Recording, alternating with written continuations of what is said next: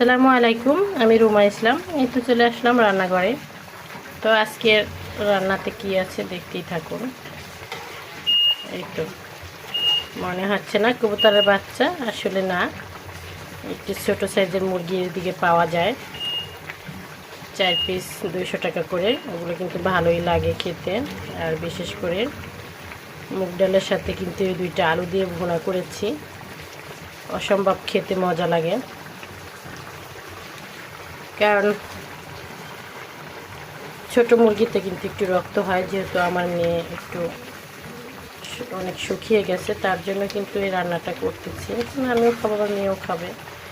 তো রান্নাটা কত সুন্দর এসেছে কালার, দেখতে তো পাচ্ছেন।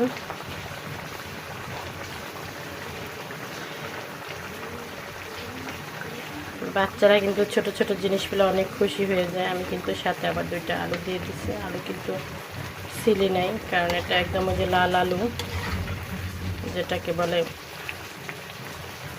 দিনাজপুরের আলু। ওটা কিন্তু খেতে খুব মজা, খুব সুন্দর লাগছে না রান্নাটা? তো কে কোথা থেকে ভিডিওটা দেখছেন অবশ্যই জানাবেন। আর আপনারাও এভাবে ট্রাই করে খেতে পারেন। মুগ ডালে কিন্তু অনেক ভিটামিন, এর সাথে কিন্তু মাছ দিয়ে রান্না করেও খেতে পারেন, ভুনা করে খেতে পারেন, আবার এই যে মুরগি দিয়েও রান্না করে খেতে পারেন। এটা কিন্তু একদম কড়া মুরগি, দেখতেই পাচ্ছেন পাওটা কত ছোট, অনেক ছোট পাও। আবার এই যে রানটাও অনেক ছোট, তার জন্য কিন্তু একদম মুগ ডাল দিয়ে কষা কষা করে নিলাম।